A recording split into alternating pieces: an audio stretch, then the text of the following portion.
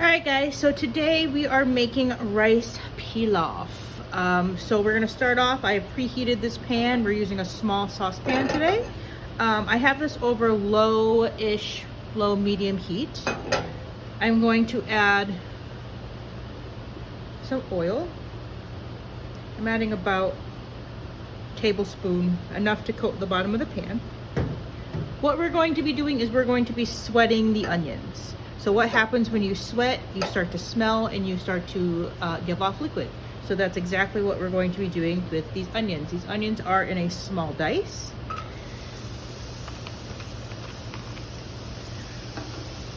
So we are adding them into the pan. I'm going to add a little bit of salt because salt helps with the sweating process, about a pinch.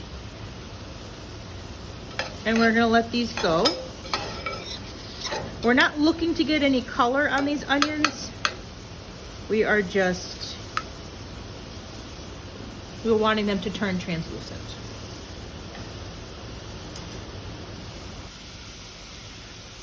So how does pilaf differ from making just regular rice? So this extra step of sauteing some kind of aromatic, it could be onions, it can be onions and garlic.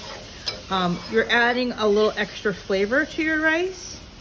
And then the next step we're going to do is called toasting the rice. So there's about 2 methods that contain toasting of rice. So this pilaf method, but also if I were to be making a risotto, it's an important part of risotto making. All right. So our onions are becoming translucent.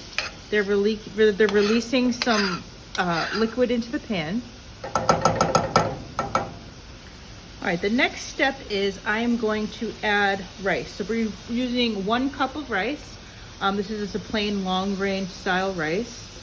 We're doing 1 cup to 2 cup of liquid. So we have 1 cup of long grain rice. And we're going to toast it in the residual oil that is in the pan.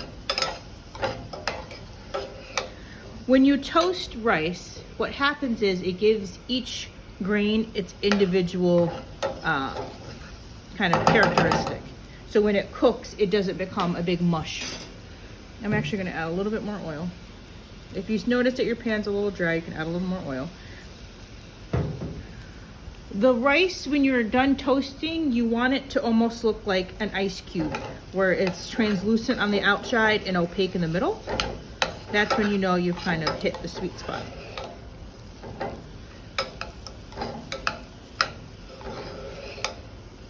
You want to keep your pan moving because otherwise the rice would like to stick and you might get a little too much color.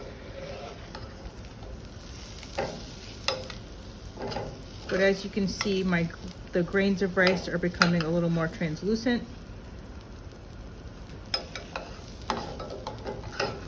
Now at this point, you can add the liquid. Today I'm using water, but you can use chicken stock, you can use anything. This is an opportunity to add flavor.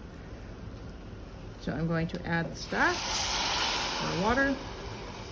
I'm gonna give it a quick stir, just making sure I scrape down the sides of the pan so that everything is inside. I'm also going to add a pinch of salt,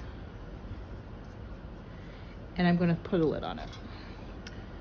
So you can continue to cook this stovetop for about 15-20 minutes, or we can finish it into the oven.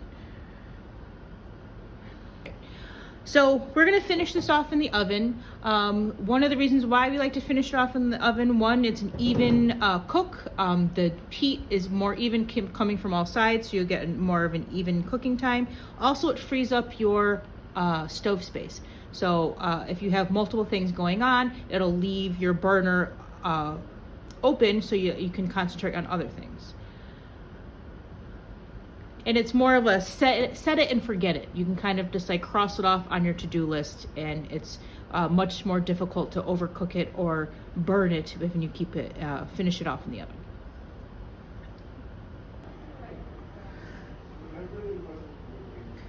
All right, so our pilaf has been cooking for about 15 minutes, and we can take a look. You can see all of the liquid has evaporated or been absorbed by the rice. There's no residual liquid on the sides. So what I'm gonna do at this point is I'm going to just fluff it, making sure I'm bringing the rice from the bottom to the top. Even spread it back out. And then I'm gonna put the lid back on for a few more minutes to let it steam additionally. So my rice has been steaming. I'm gonna go get my spoon. And again, picking up from the bottom and turning it over, I have some beautiful, fluffy rice pilaf.